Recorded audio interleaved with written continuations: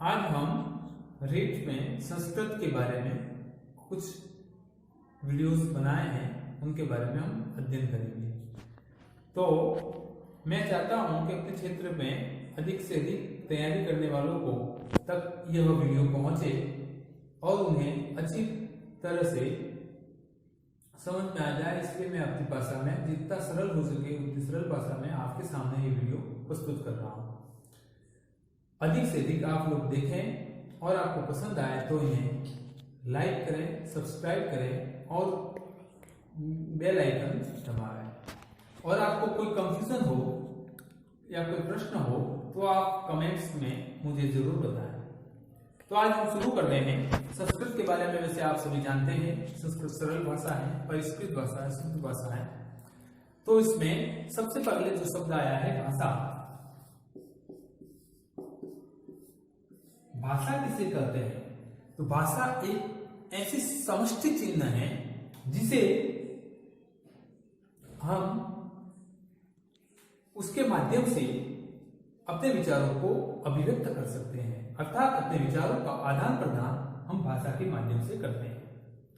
यदि भाषा न होती तो हम अपने विचारों को एक दूसरे के सामने प्रस्तुत नहीं कर सकते और एक दूसरे को समझ नहीं सकते।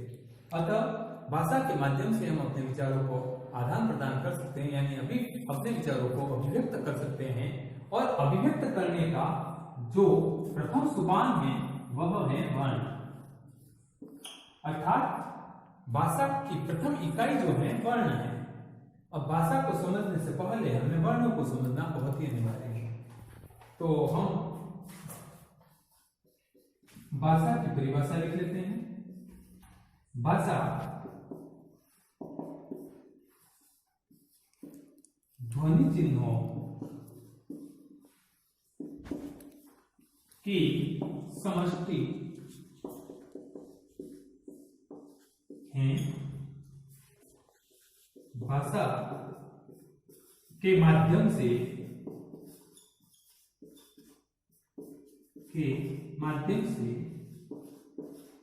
अपने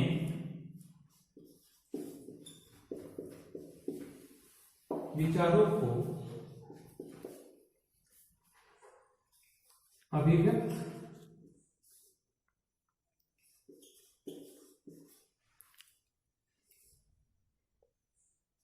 कर सकते हैं।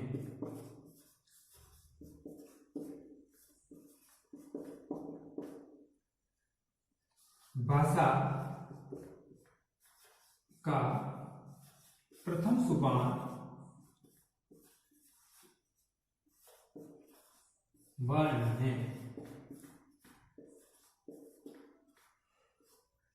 वर्ण के माध्यम से यानी भाषा को अभिव्यक्त करने के लिए हम जो प्रथम सोपान प्रयोग में करते हैं वह है वर्ण। तो हमें अब वर्ण को समझना अनिवार्य है कि वर्ण क्या है। वर्ण एक अक्षर होता है, अर्थात जिसके कभी टुकड़े न किए जा सके वह ऐसा वर्ण है। और जैसे हम क अक्षर ले लेते हैं, ये क इस प्रकार से लिखा जाता है, यह एक वर्ण है। और इसे पूर्ण वर्ण बनाने के लिए अर्थात व्यंजन पूर्ण बनने के लिए इसमें स्वर जुड़ जाता है और पूर्ण अक्षर बन जाता है क। इस प्रकार से हम वर्ण को समझ सकते हैं। अब हमें सबसे पहले वर्ण परिचय, वर्णों को समझने के लिए वर्ण परिचय। अब संस्कृत में जितना भी आप जो भी पढ़ोगे सब वर्णों पर ही आधारित है, यानी वर्णों का खेल है।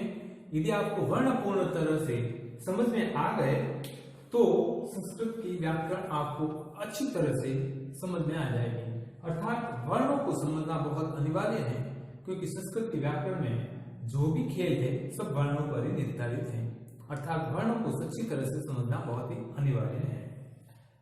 यह समझने के लिए हम सबसे पहले शुरू करते हैं वर्ण परिचय। देखिए, अब हम शुरू करते हैं वर्ण परिचय।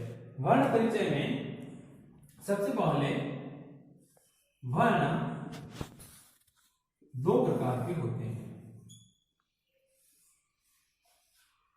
वर्णों के प्रकार के हम बारे में पढ़ते हैं तो वर्ण दो प्रकार के होते हैं। पहला होता है अच और दूसरा होता है हल। जैसा कि आपको विदित होगा कि अच किसे कहते हैं, स्वर वर्ण को, और हल कहते हैं व्यंजन को। अब हम अच वर्ण के बारे में अर्थात स्वर के बारे में पढ़ेंगे कि स्वर वर्ण किसे कहते हैं। स्वर जो है स्वयं राजन्ते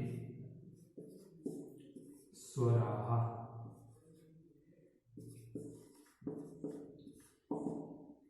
अर्थात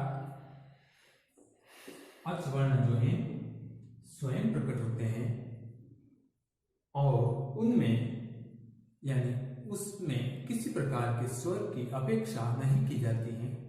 बिना स्वर की मदद से जो वर्ण होता है वह स्वर वर्ण कहलाता है। और उसमें ये जो है 13 प्रकार के होते हैं।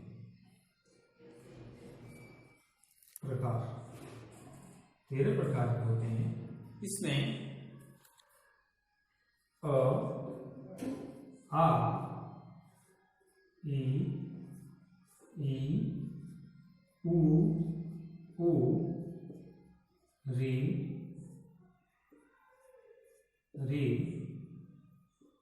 आ, ई, उ, री, ए, ओ, आई, औ। इस प्रकार से यह 13 वर्ण जो हैं 1, 2, 3, 4, 5, 6, 7, 8, 9, 10, 11, 12, 13, ये 13 जो वर्ण हैं वो अच वर्ण कहलाते हैं। यस। इन अच वर्णों को मात्रिक दृष्टि से, उच्चारण की दृष्टि से अलग अलग आगे और भेद किए गए हैं, जो अपन डिटेल में पढ़ेंगे उसमें मैं आपको लिखवा दूंगा। इसमें अब हम हल के बारे में कुछ जान लेते हैं कि व्यंजन किसे कहते हैं। हल जो है अन्वत्र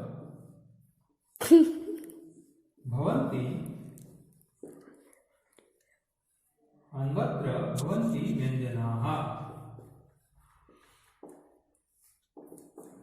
अर्थात ऐसे वर्ण जिनमें हमें उच्चारण करने की दृष्टि से या जिनमें लिखने की दृष्टि से हमें किसी स्वर की अपेक्षा की होती है, यानी किसी स्वर के माध्यम से, स्वर की सहायता से जो पूर्ण होता है वह वर्ण व्यंजन या हल वर्ण कहलाता है। हल वर्ण जो है इनमें भी अनेक प्रकार के भेद होते हैं। ये कक्षा 12 के संस्कृत के अनुसार मुख्य रूप से 37 प्रकार के वर्ण होते हैं। स्वराः, अर्थात जो स्वयं प्रकट होते हैं, जिन वर्णों में किसी अन्य स्वर या किसी अन्य वर्ण की अपेक्षा नहीं होती है, उन्हें हम स्वर या अच वर्ण कहते हैं। अच वर्ण जो है मुख्य रूप से संस्कृत भाषा में 13 प्रकार के होते हैं। इसमें अ, आ, ई, उ, री,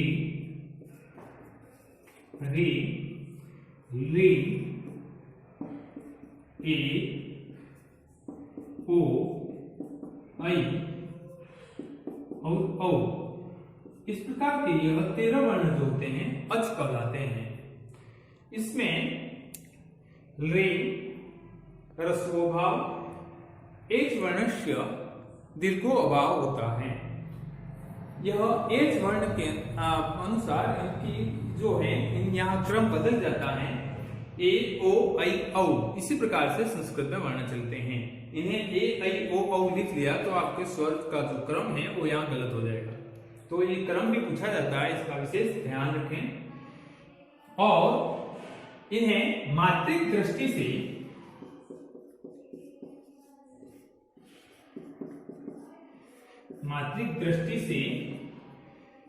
3 भेदों में विभाजित किया गया है।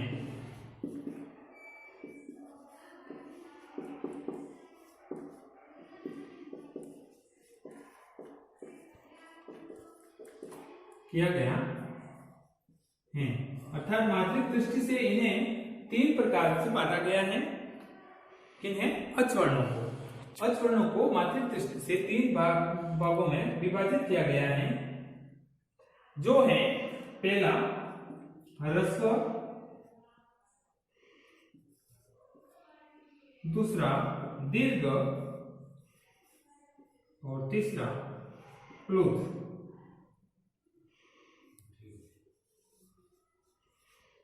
इस प्रकार से इन्हें 3 भागों में विभाजित किया गया है। ह्रस्व वर्ण जो हैं 5 प्रकार के होते हैं। इसमें अ, छोटी ई, उ, छोटी री और री, ये 5 वर्ण जो हैं ह्रस्व वर्ण कहलाते हैं। अर्थात छोटे से वर्ण जो छोटे हैं, इन वर्णों में वह ह्रस्व कहलाते हैं। दीर्घ, दीर्घ का अर्थ बड़े, अर्थात ये वर्ण जो हैं 8 प्रकार के होते हैं। 8 प्रकार के होते हैं। इसमें जो शेष बचे, जैसे आ, बड़ी ई, बड़ा ओ, बड़ी री, ए, ओ, आई, औ, ये जो हैं 8 वर्ण दीर्घ अच वर्ण कहलाते हैं। फिर आता है प्लुत। अब प्लुत क्या है? प्लुत जो वर्ण है, आपने सुना होगा ऋग्वेद या वेदोक्त जो भी शास्त्र हैं, उन वेद शास्त्रों में प्लुत शब्दों का इस्तेमाल किया जाता है, यानी प्रयोग किया जाता है। प्लुत जो शब्द है, इसमें 3 मात्राएं होती हैं। जैसे इनमें एक हो गई, इसमें 2 मात्रा हो गई। इन्हें एक मात्रिक भी कहते हैं, एक निमिष शब्द भी कहा जाता है। इन्हें द्विमात्रिक, द्विनिमिष शब्द भी कहा जाता है। और प्लुत जो है त्रिमात्रिक या त्रिनिमिष शब्द कहते हैं। इन्हें इसमें 3 मात्राओं वाले शब्द आ जाते हैं। जैसे अ लिख दिया आपने और इसके आगे ये 3, आ लिख दिया और इसके आगे ये 3। इस प्रकार से जो वर्ण होते हैं वे प्लुत शब्द कहलाते हैं। इनका प्रयोग अधिकतर ऋग्वेद या वेद शास्त्रों में देखने को मिलेगा। आपने देखा होगा कि वेदोक्त जो मंत्र उनमें होते हैं, उनमें कहीं कहीं इस प्रकार से वर्ण के आगे ऊपर 3 लिखा हुआ होता है, अर्थात वो प्लुत वर्ण है। इस प्रकार से अच वर्ण के मात्रिक दृष्टि से 3 भेद किए गए हैं। अब हम आगे उच्चारण की दृष्टि से अच वर्णों के भेदों के बारे में पढ़ेंगे। अब हम अच वर्ण में मात्रिक दृष्टि से अच वर्णों के भेद पढ़ चुके हैं। अब हम पढ़ते हैं उच्चारण की दृष्टि से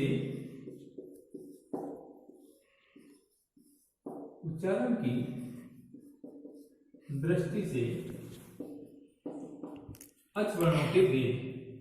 उच्चारण की दृष्टि से अच वर्णों के भी 3 प्रकार के भेद होते हैं। पहला है इसमें उदात्त, दूसरा है अनुदात्त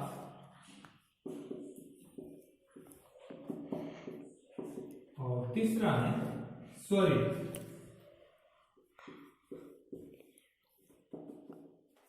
अब उदात्त